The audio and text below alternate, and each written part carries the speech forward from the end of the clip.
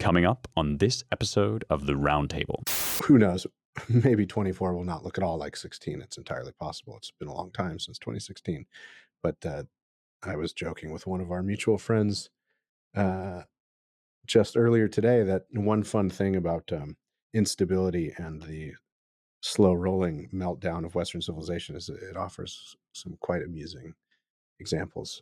I will just say the most amusing thing to me about Milei is it's hard to tell what he does and says and whether it's a troll on his country and his ruling class or not. I mean, he has this dog that he loved, this bull mastiff, which was named Conan, and Conan died, so he cloned Conan. So he's got Conan 2, which he just insists is also still Conan. And then 4 or 5 cloned siblings of Conan who are named after libertarian economists whom he consults every morning for advice. And one is gives advice on the economy. One gives advice on foreign policy. Our learned betters here in America and the commentariat greet this with horror and alarm. But I can't help but thinking that he's at least half joking, and I like being in on the joke.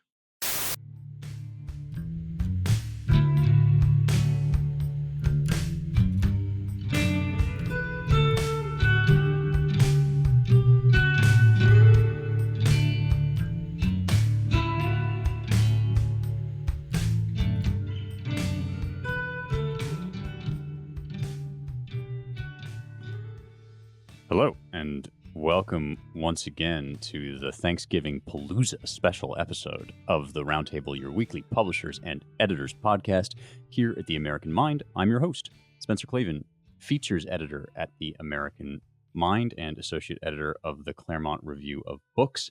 I am joined by an expanded crew. We've got managing editor Seth Barron, publisher and president Ryan Williams, editor James Poulos. I have to make sure I get everyone in here. We've got Jeremy Carl, friend of the pod, and Mike Anton, and I think that's everybody. And you guys are going to have to remind me, what are you both senior fellows? What's your official Claremont title? What should I call it? That is correct. Okay, good. Yes. Excellent. I will tip my non-existent hat to your seniordom, in position, if not in age. And we will be off to the races. So we're going to maybe do some fun Thanksgiving stuff a little bit later on. We did want to touch on at least one news item, and that is the victory of Geert Wilders in the Netherlands. I am really going to be relying on the guys to tell me what I should think about this event. It's not a political fight that I've been following, but it does seem to have some meme potential at the very least. I've been seeing it around the internet a lot. If you think I have trouble pronouncing American names, just wait till I try to get through this introduction to all of these Dutch names.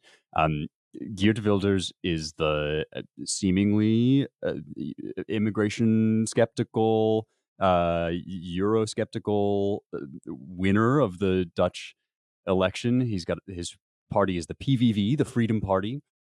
And it looks like he will win about 35 of the 150 parliament seats, making his party the majority party. The second place goes probably to the Labour Green Alliance. And this is an upset overturning Mark Rutte, I think, or rather the party of Mark Rutte, which is now being headed by Dylan. Yes, there's some umlauts in there. Anyway, they lost, or they've lost ground to Wilders' party.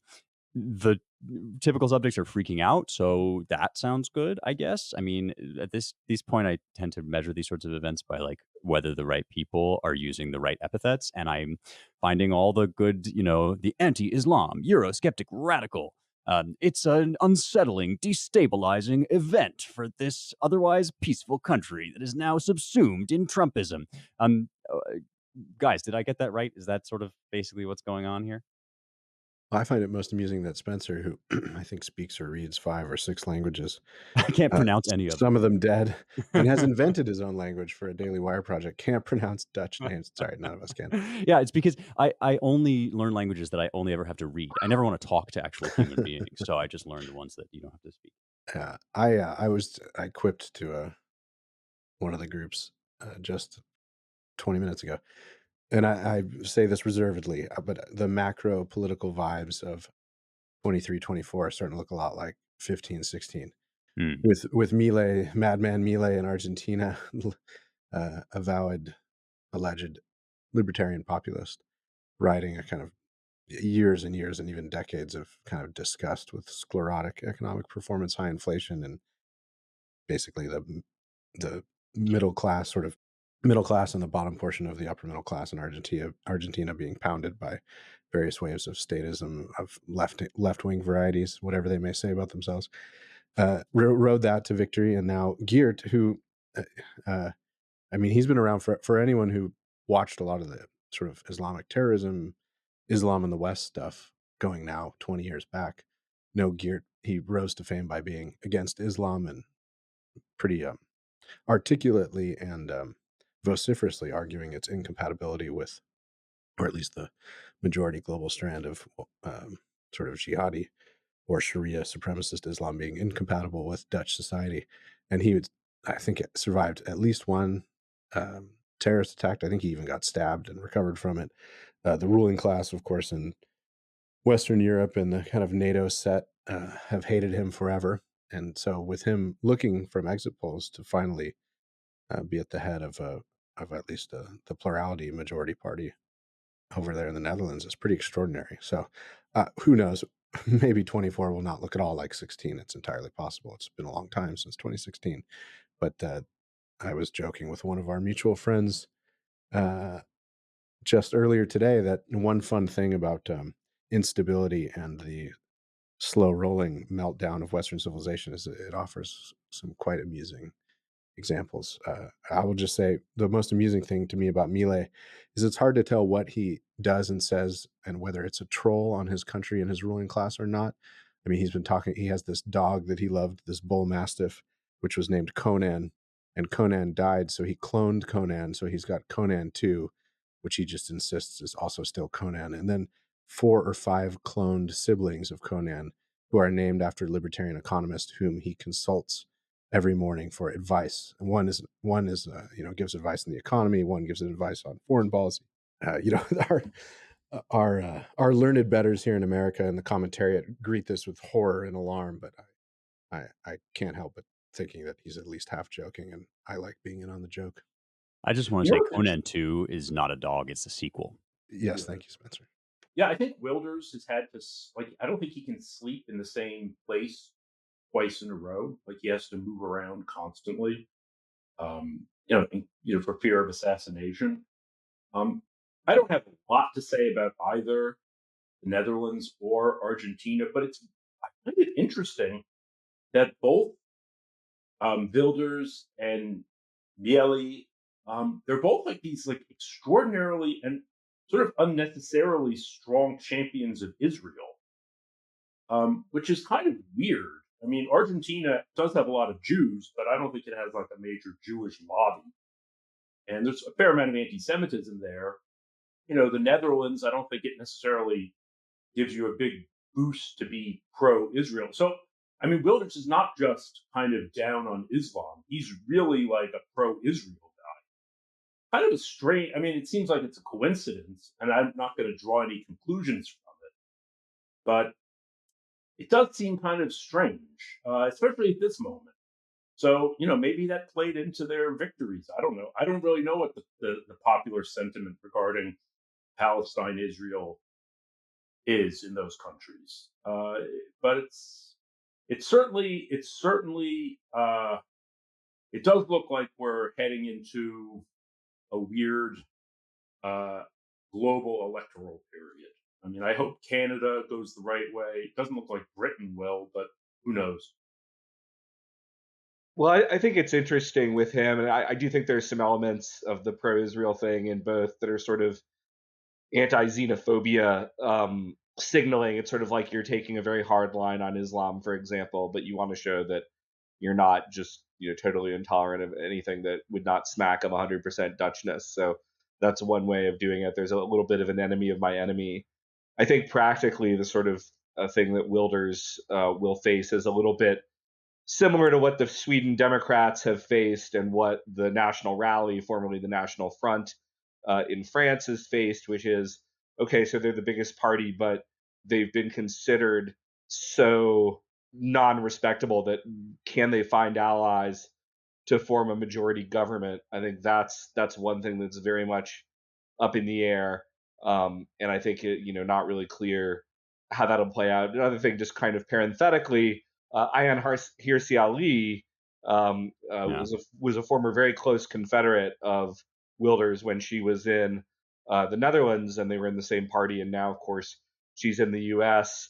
And she famously, just in the last couple weeks, published this piece on why she, as a sort of famous apostate from Islam and then an atheist, has now embraced Christianity. And that kind of, to me, speaks a little bit to what Ryan just touched on in terms of there's something in the air right now. It's interesting. It's different. It's entertaining. It's hard to know where it's going to ultimately end up, but it doesn't feel like politics as usual. Yeah, Seth, I think it's very interesting, this global electoral moment. If you globalize democracy, then it would only make sense that you would have to have a sort of global referendum on globalization. And that's something that the globalizers have worked very hard, tirelessly in Europe to prevent. Every time there's a sort of referendum in the EU, on the EU, either it goes the way that the EU wants it, or the results of the referendum are ignored. And so we are seeing this sort of moment bubble up, and especially for Europe, it's a real test. I'm of the mind that law itself is really insufficient to control technology in any meaningful way. It's almost a higher law in virtue of its being code. And so if more Europeans are sort of being shaped by this environment that we're in to believe or to recognize that an administrative body that is concerned only with regulating the ins and outs of everyday life and the relations between different groups of peoples, if that's not going to cut it anymore because of the technological situation that we're in, then the future of the EU as an organization is definitely being thrown into question. It's perhaps it's never been that strong of an institution as it would like to project. Every time the French or the whoever else it is, Hungarians, say something or do something that runs counter to EU interests, it sends shockwaves through the system. And I think what's going on here in the Netherlands is just another domino falling, probably about to knock into a larger one. It's sort of interesting, isn't it, that for all that this has been a period of sort of warfare on a scale we haven't seen in a while and sort of geopolitical upheaval, the UN and the EU are just no longer these prominent players in the way that I sort of remember them being. Maybe I'm misremembering, but in my youth, I remember these supranational organizations like really weighing in. And it's not as if we all sort of thought, oh, now we'll solve it or whatever. It's just that people kind of looked to them.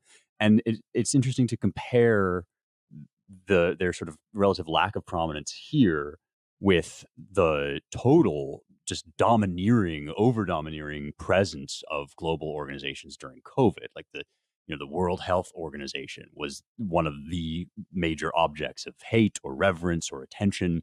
And that was sort of a moment of globalizing spirit or homogenizing spirit. This seems like the opposite. This seems like a kind of shift in the vibes toward particularism, nationalism. One of James's big themes is always the return of the civilization as an important force, or to kind of recover ancestral wisdom in the face of tech. I wonder if there's some of that going on here. I will also note that another way in which, Ryan, conditions seem to be kind of echoing 2015 to 16 is in the press. In other words, the media is kind of revealing its addiction to the old tropes, even though events have kind of rapidly outpaced them.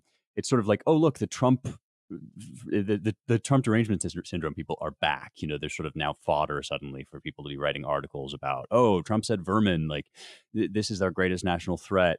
And I don't know if that portends anything either, but it may be possible that with some of these polls looking bad for Biden, people are getting antsier now and once again relying upon the hope that when Trump again takes center stage, the kind of big bad orange man can eclipse everybody else's very major concerns. Mike, resident prophet of doom, any like, well, what do you think this sort of series of elections portends? Does it strike you as significant at all, or sort of just no? Meaningless. We've seen this movie before where a populist gets elected somewhere or a referendum happens and it's going to change everything, and none of it's implemented. Or if it's implemented, it has no impact. So Brexit was going to portend something important. Took them 4 or 5 years to even accomplish it, and huge conservative majorities, and immigration's just gone up.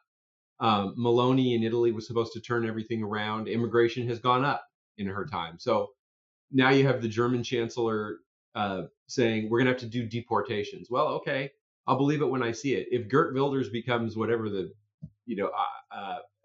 leader of Denmark, not Denmark, the Netherlands, and actually begins implementing these kinds of things, I guess I'll believe it when I see it. But the Netherlands is in a terrible shape and has been for a long time. I mean, it was 22 years ago, I think, or 21 years ago, when a sort of predecessor of Wilders, an anti-immigration politician named Pim Fortuyn, was assassinated, was killed by a Muslim immigrant for being anti-immigration. And the Dutch political system, just kind of took that as in stride and moved in the same direction as it's always been moving. So, I guess I'll believe it when I see it, and I don't expect to see it. Let me swallow half of Michael's black pill there. I think he is completely correct to express skepticism on the immediate practical results of some of these things. We saw that with Brexit as another area where voters sort of voted with something, and after the establishment simply ran out of ways to not officially say no, they grudgingly said yes, but then ultimately did what they wanted anyway. But I do think it shows a level of popular discontent in all of these societies that could lead to what I guess I'd just call discontinuities in governance in the broadest sense. And I think what that looks like is really unpredictable. I think that as long as we exist within our current systems of governance, it's not likely to change, but it shows that there is a real hunger out there for something very, very different than what's being done. And it's just very unpredictable kind of what the metaphorical storming of the Bastille might look like or when it might happen. But it's clear that there is at least support for that among voters, even if they can't. I don't know. I mean, I've been waiting for the backlash forever, and I feel like it's at this point, I'm not waiting for it anymore. I have given up, all but given up on the belief that it's going to happen. Like, how bad does it have to get before people simply vote in their own interests, or just demand? And apparently, it's not nearly bad enough.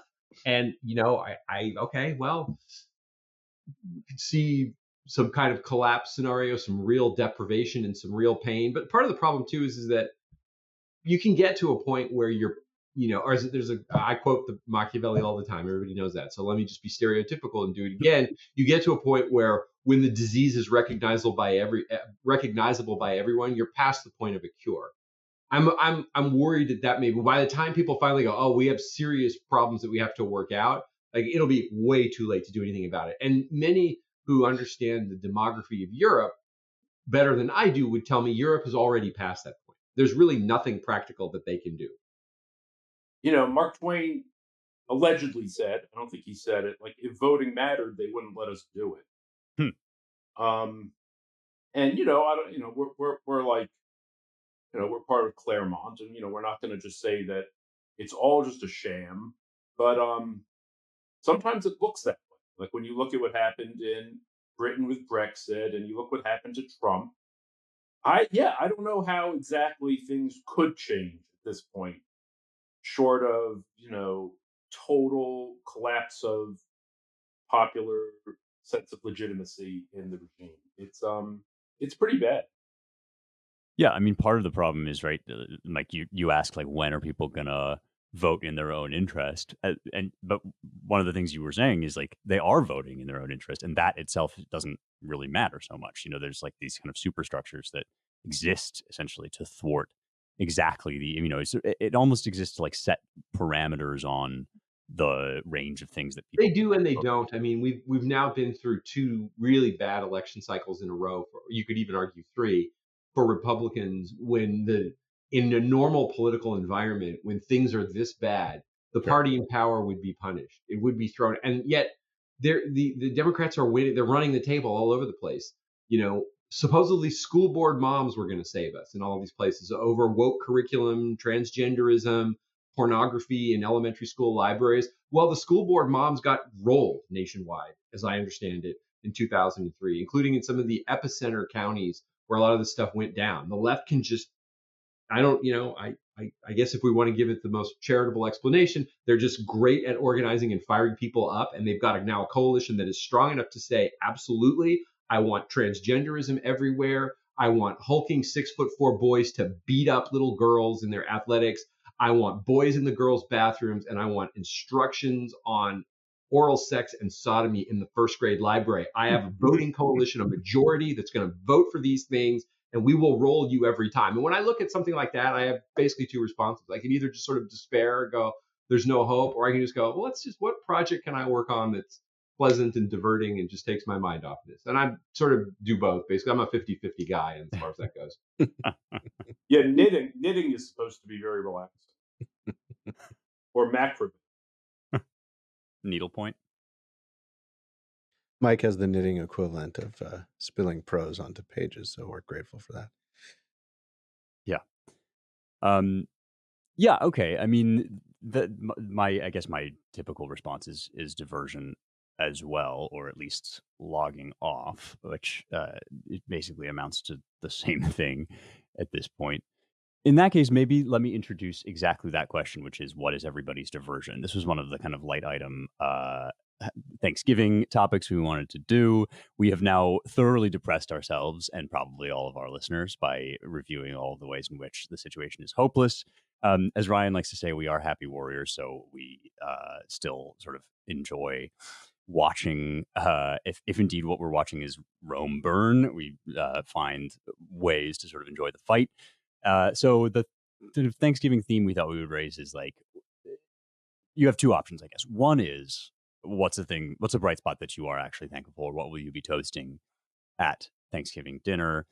The other, slightly more wry, and that is what is the thing that you most enjoy about living in a doomsday apocalypse scenario. And so I'll go first and I'll pick the latter and say my favorite thing about life at the end of the world is the incredibly rich symbolism that just seems to keep landing on the nose every time. The latest example of this is Joe Biden's birthday cake, which if you haven't seen it, you should really just log on and like Google this meme or whatever.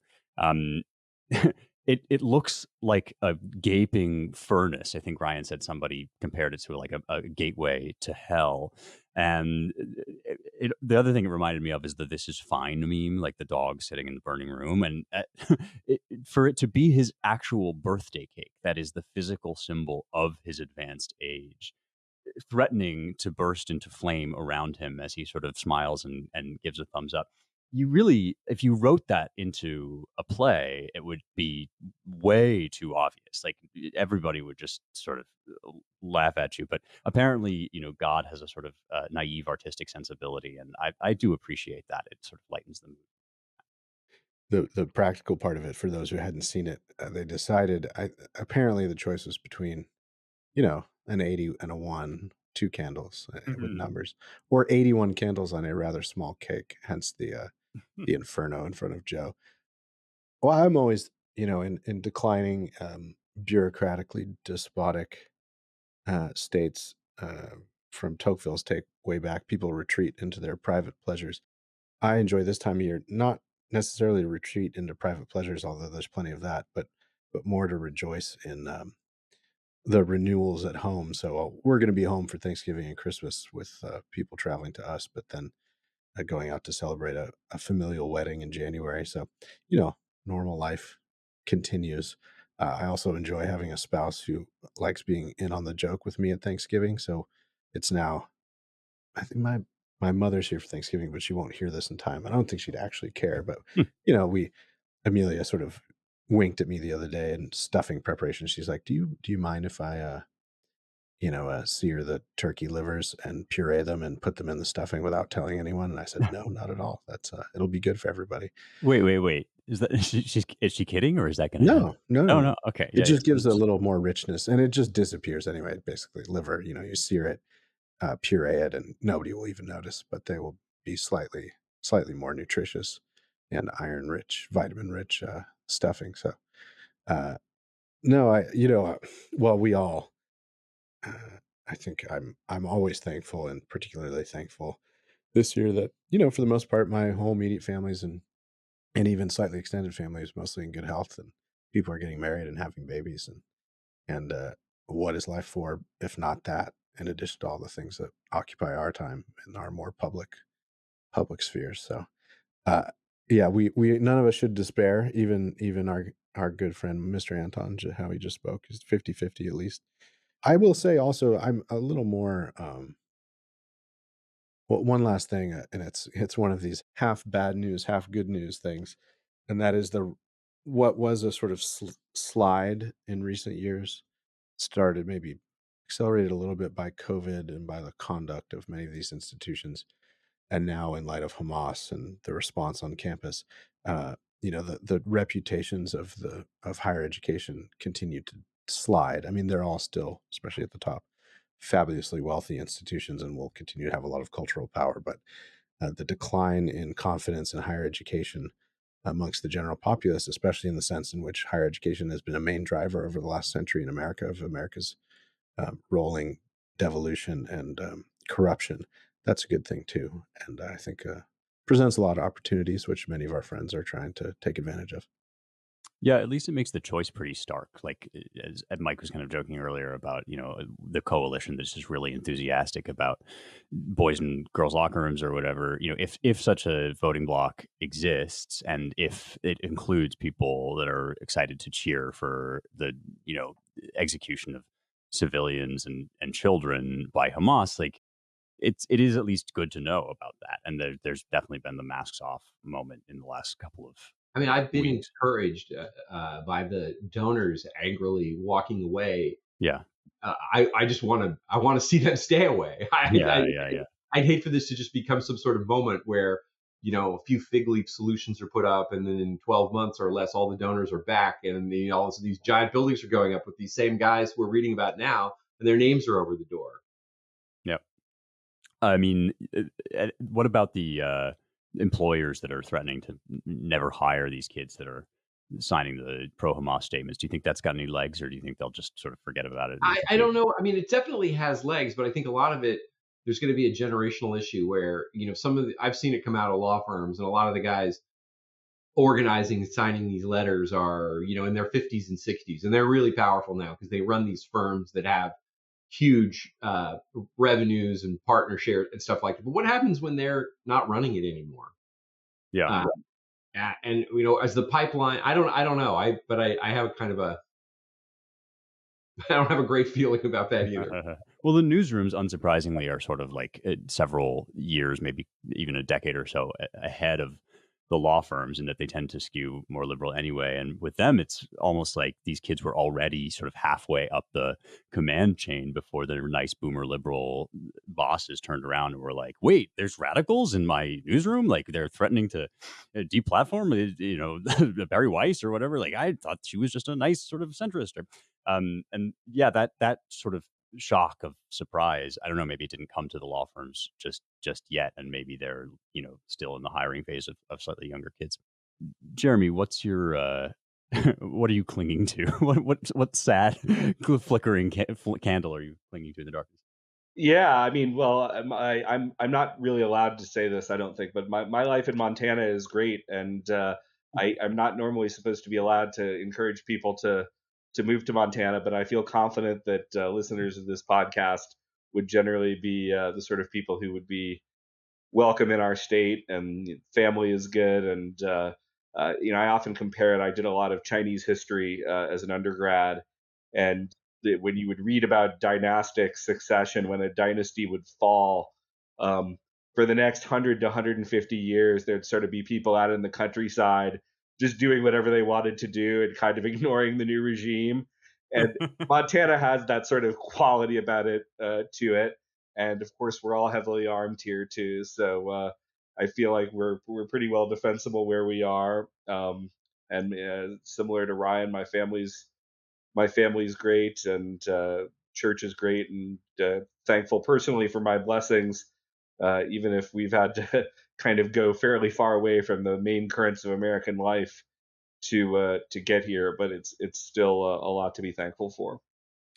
Yeah, I think the audience of this podcast definitely could flock to Montana without really upsetting any of you. And I have to say, like, even just moving to Tennessee, it's certainly not the remote wilderness, but it talk about improving quality of life. It at least makes it more possible to retreat into one's own private endeavors and indeed blessings, as you indicate. Seth, what about you? Yeah, well, I'd like to give a little land acknowledgement, if that's okay. Oh, please. Yeah, thank you. I'm in Manhattan right now. I'm grateful to be living on land that was settled, colonized, and developed by the nations of Europe.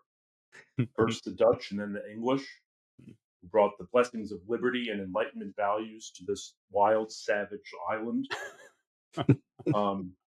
You know, but in seriousness, there's been some bad health news in my family, and but it's getting settled out, and I am actually grateful that the U.S. healthcare system really is, despite what everyone says, like the best in the world. And my daughter's going to get treatments, and there's people of all socioeconomic classes there. America does in fact have basically universal health care. Sure, there are cases that slip between the cracks, but I'm grateful to be living in a country that is spared the horrors of war and deprivation, at least for now. The lights go on, the toilets flush, food is in the stores, hospitals are working, and it's not the case for everybody in the world. And so I am grateful for all of these basic things, and not so basic, and just for being allowed to, or that God allows me to wake up every day breathing. Let's put it that way. So that's what I've done. Geez, you guys are all so sincere and heartfelt. I feel like I came with I came in with such snark, and now I've got the warm fuzzies. Yeah, and a good reminder to invite all of our listeners to pray for your daughters. I think that I'm sure they will do. But yeah, if you're listening, please do so. No, James. We haven't heard from James. Who am I to get in the way of a good time? I will also be heartfelt and earnest. The kingdom of heaven is at hand, and not in the sense that the accelerationists or the AI doomers might be inclined to say, but rather in the same way as it has been low these many years. And those who endure to the end will be glad that they did so. In that sense, we have all these crazy things being thrown at us, and all this turbulence and uncertainty, and maybe an excess of certainty about how bad some things are. In the end, I'm not sure there's anything we need to do differently or learn anything new relative to the wisdom of the ages and the grace of God that's got us this far. So thankful for that. Not all of us can move to Montana. Certainly, I can't. I'm just too Californian. I would start thinking very dark thoughts as winter began to close in. In fact, those of us who can't really escape California need to figure out some way of enjoying the rest of the planet. And so I like to pop out to the desert.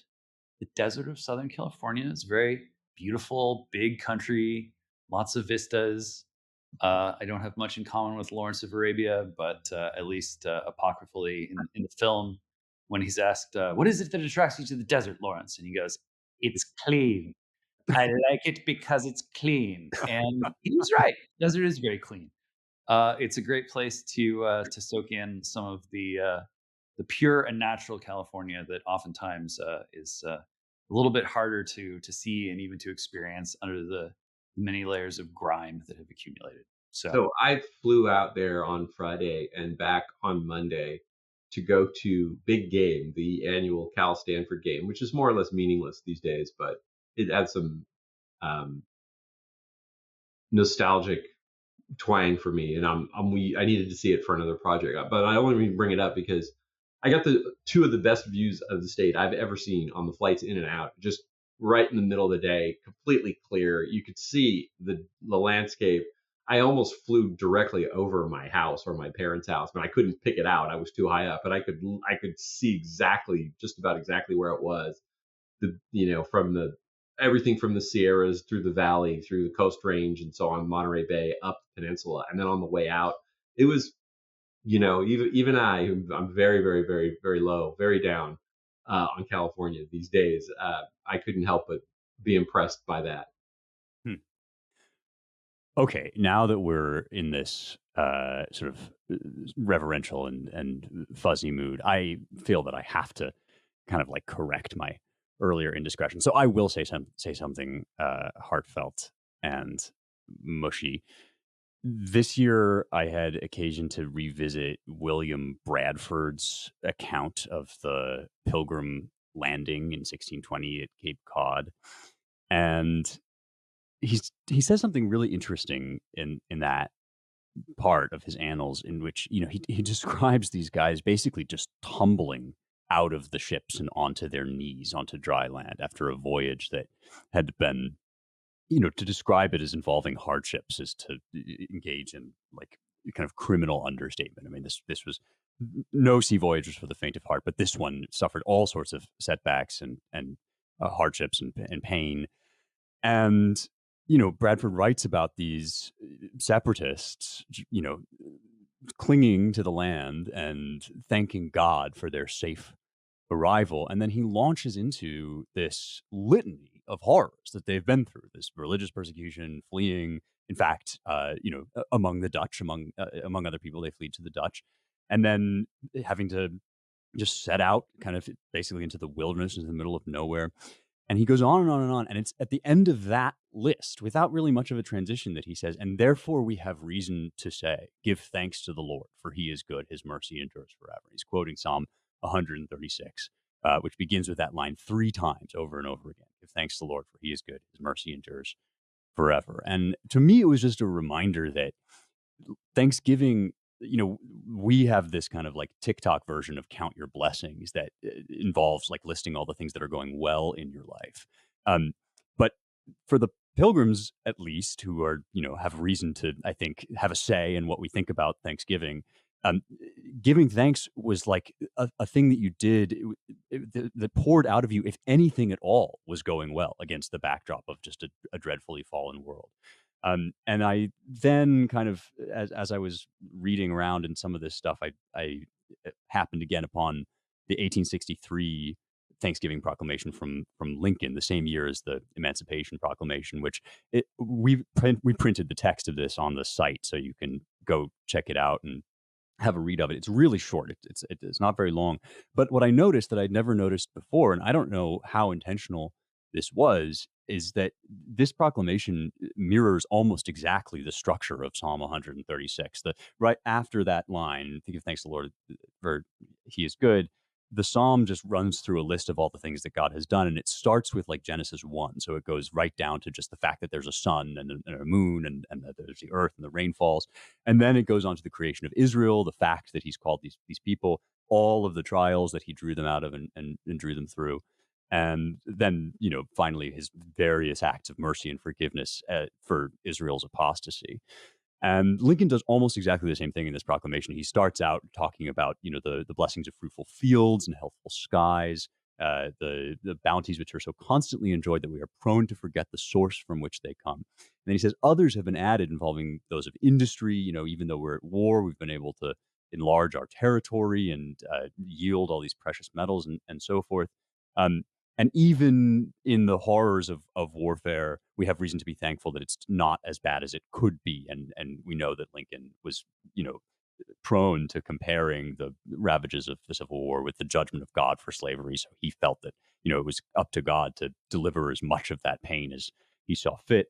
But then Lincoln says, no human counsel hath devised, nor hath any mortal hand worked out these great things, these blessings. They are the gracious gifts of the Most High God, who, while dealing with us in anger for our sins, hath nevertheless remembered mercy. And, like Jeremy, I feel a little bit embarrassed at just like my life's going great. I feel very happy. I'm having a good time here in the wilds of this burning room that we're all sitting in.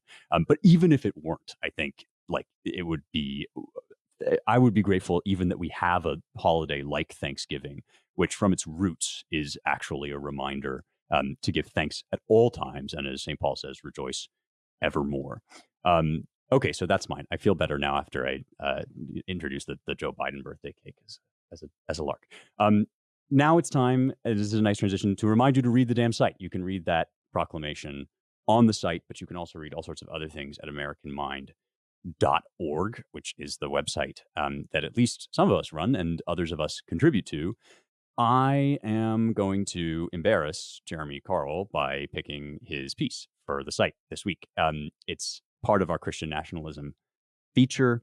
The headline is Christian Nationalism or Godless Nationalism. And Jeremy enters into what he modestly told me was a sort of new intellectual territory for him, although you wouldn't know it from reading this piece, and asks, I think, the right question, which is, if you're afraid of Christian nationalism, what kind of nationalism do you expect we're going to get? Because one of our sort of themes, I think, in general on the site is that there's, neutrality is kind of fake, and there's really only the choice between, America's traditional Christian heritage as the informing series of propositions and beliefs and values that sort of shapes the way we enact and prosecute our laws, or some other new religion. And those, as we know, are very much on offer.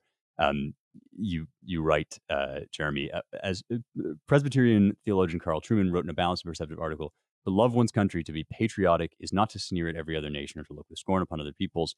It is simply the appropriate response of gratitude and love for the place where one belongs. It gives one an identity that provides one with community and with purpose. And then that ends the quote. And you're right. So why promote Christian nationalism? One reason is that it has been shown to work in an American context previously. A version of Christian nationalism grew America from an obscure collection of colonies hugging the eastern seaboard of North America in the 17th and 18th century, the world's greatest and economic and political powerhouse. No founder seriously disputed it, the goal of encouraging Christianity among the populace. There's a lot more in the article than that, but I just think it's the right way to sort of approach this question, and you helpfully frame the debate with that, Jeremy. So thanks for that. It's called Godless Nationalism, Christian Nationalism or Godless Nationalism. Go check it out. Ryan, what do you got? Well, I'm going to cheat and just say that everyone should go read, and we'll find more reasons to be thankful than not, this great biography or history of Texas and the Texans called Lone Star by Fehrenbach. It's a classic. It's an old-ish, so a few decades at least, I think, might be even a little older than that, history, and so it's unencumbered by the modern pretensions of academic historians. It talks frankly and interestingly about peoples and habits, but it also reminds us that this great state of Texas, which Mike Anton now calls home, and which I will after the new year, was for a long time a close run thing. And you draw what conclusions you will from my statement right now, that it's also a place born out of the not dying embers, but transforming embers of a sort of collapsing former imperial stronghold, and in the form of former Spanish Mexico, allowing for a lot of play in the joints and for the birth of something new led by pioneering men and their families, and out of a firm conviction of their rights and duties and responsibilities and liberties as proto-Americans. Right now, I'm in the mid 1830s, when the time of Stephen Austin and Sam Houston and the rest, and the extracting themselves, or beginning to extract themselves from a foreign and kind of foreign in both senses of the words. I mean, a different people, but also very different habits of rule, and setting up for themselves what is now one of the great states of the United States. So go check out the book my apologies. I've been behind on my American Mind reading, although I will give a shout out to this will be another instance of hopeless self-referential referrals, but go read Mike Anton's piece. Everything is still fine. Mike sort of updates us on a couple of our perennial critics who've been critical of us in different ways. One, Matt Continetti, and the other, Damon Linker, and just reminds people about the lack of understanding and depth of analysis of the current state of America offered by various critics of the project we've been engaged in here at the Claremont Institute. Maybe not for our whole history, but in recent years and what we see as an American crisis. So just go get caught up on Mike's assessment of where we are and how many of our critics seem still not to get it. So there's still a lot of work for all of us to do. Yeah, I mean, I don't want to leave the impression that I don't have anything to be thankful for. I certainly do, and I've got it very, very good compared to most people on planet Earth today, probably, and most people throughout history. However, I worry about everything, but I would not want these kinds of useful exercises where we take stock and we realize that we do have it pretty good and there's a lot to be thankful for, to occlude the mind in such a way that we get, there's a point at which you could spend so much time counting your blessings and so much time orienting yourself toward counting your blessings that you just refuse or fail to see real problems, and then you don't do anything about them. And that's one of the things I think has been the biggest problem with the conservative movement for the last decade, 20 years, maybe longer, is all it wants to do is look around and see all of these wonderful things in America and things to be thankful for, all of which are well and true.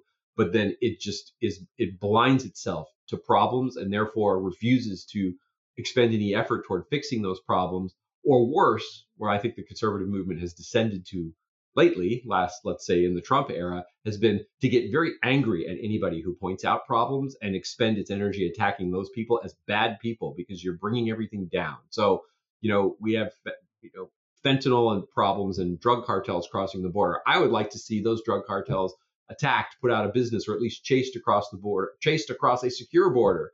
Well, hey, why are you bringing that up? It must mean that you hate America, or you're just a downer, and you're not grateful for all the blessings of being in America. And it's like, okay, that's taking a good impulse in absurd and stupid directions, and I want to, and I'm not thinking anybody here on this podcast would be guilty of that, but it's endemic thinking to a certain cast of conservatives, and to the extent that we see it, we need to call it out and for what it is, which is not just stupidity, but harmful stupidity. Yeah, I'll just sort of segueing off that. My pick would be a piece by Paul Godfrey that is actually about 10 days ago. It came up, called "A Friend Indeed." Paul is a graduate of Yeshiva University, and it's a sort of, he's making a criticism of sort of the behavior of liberal Jewish institutions, and their kind of, their fixation on right wing anti-Semitism, kind of willfully ignoring where all of the institutionally important anti-Semitism lies on the left. In his frustration with those institutions, he's actually echoing folks like Ron Coleman, is a friend and also a fellow Orthodox Jew with, I don't know if Paul is still one, but certainly not.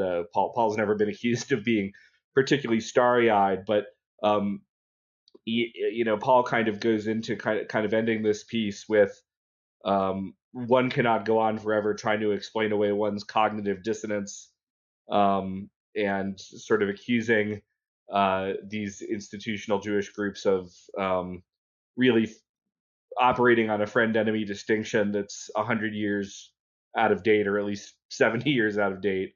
And I thought it was a good piece and a brave piece, and honestly, not all that much different than what Elon got in trouble for saying on his own platform recently, which I thought was totally reasonable, despite folks who do understand friend enemy distinctions and understand that Elon's the enemy, choosing to interpret it in the least charitable sort of light.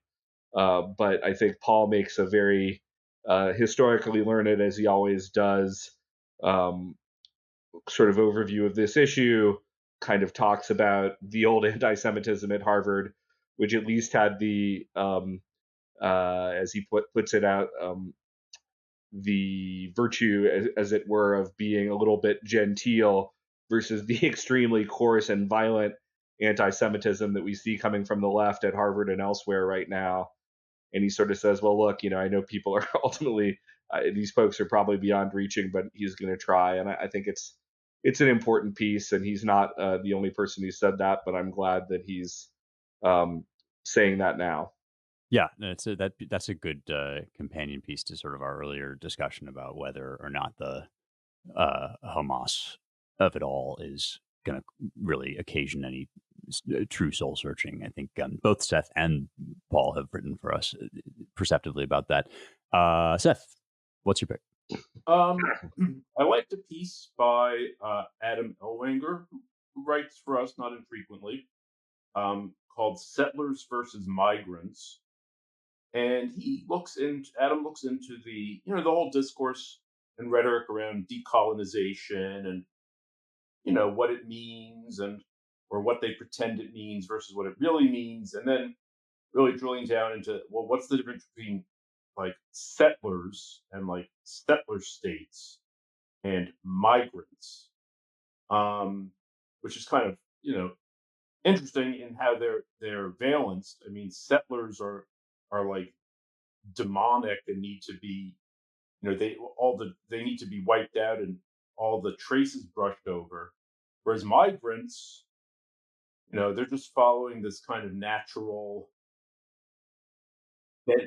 beneficial salutary like historical process of I guess, I don't know, reclaiming what should be theirs. I don't know, but it is kind of an interesting point, and I'm not going to say he's conclusive about it, but it's a good exploration, and it's sort of making me want to just start calling recent immigrants settlers just to see what the reaction would be. So I'm sure it would be measured and generous. Yes. So I'm looking into this. Yeah. I really like this piece: settlers versus migrants. I think maybe the answer to like what migrants are conceived of as doing is striking out bravely for economic betterment and a new life or something. Like, I think that's which is definitely not what the Pilgrims are doing, because something reasons. And which is kind of ironic now that I think about it, because the other thing that is often assumed is that these are all refugees from some sort of terrible catastrophe. But tacitly, I think we acknowledge that like these are people trying to better their economic lot, which fair enough, but changes the game a little bit. James, what do you got? Yeah, that picture of refugees from globalization, exacerbating globalization, is just such a fun one to contemplate. Yeah. I would surely be violating some great law, committing some kind of particularly heinous crime, if I did not take the opportunity on this particular episode to recommend "Carving Turkey Away from NATO" by Julia Hart. This may seem like one of those pieces where if you've read the headline, you don't need to read the piece. But whether you agree or not with Julie's analysis, I think it is a fabulous reminder that all kinds of geopolitical maneuvering is taking place every day of every week of every month. And you don't often hear about it in the papers. Usually, if you do, something's gone horribly wrong. Someone's gotten fired. Some great and terrible reversal of misfortune. But a lot of these things kind of hum along for a long time, and there are these narratives that don't get a lot of press. But when you sit down and think about them, you realize that actually they're quite significant. And the geopolitical place of Turkey in the West, in NATO, in the EU, in the Middle East, all of these things are of actually great significance. And I think that whole area is very likely to heat up in the near future. I think Erdogan has, at least in his own mind, many years left to do ever more momentous things. And Turkey's just one of those countries that's probably played an outsized role in Western history since the beginning, and I think it will do so again. So as you enjoy your turkey, don't forget to spare a thought for that other turkey and how it might be impacting your next Thanksgiving. Mike, I will give you the last word if you want to recommend the piece on the site. We've already touched on yours, but you've got another one. No, you've already mentioned all the ones that I've Okay. I've read. Yeah, we did kind of cover most of them. Yeah. All right, fair enough. Well, in that case, very, very grateful above all for being here with you guys. Thank you for taking the time right before the weekend begins on your way out the door, I hope, to some sort of holiday gathering or family get together. Just want to thank all of you out there who are listening to us that make this possible. As always, if you like the show, you can go check out the rest of the stuff that we do at Claremont. We've already mentioned AmericanMind.org. There's also Claremont Review of Books.com, where we publish our sister publication, the CRB. You can get that digitally or in the print edition, the print magazine. If you like the work that we do and you want to help support us, please do go to claremont.org/donate. We're always exceptionally grateful for our donors who help keep the lights on.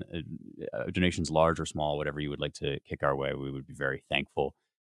Also, check out our DC-based Center for the American Way of Life at dc.claremont.org. And don't forget to rate, review, share, and subscribe wherever you're listening right now. 5-star reviews particularly encouraged, or at the very least, if you don't have anything nice to say, don't say anything at all, but do share the pod in your group chat or on your Twitter or wherever else you happen to be about.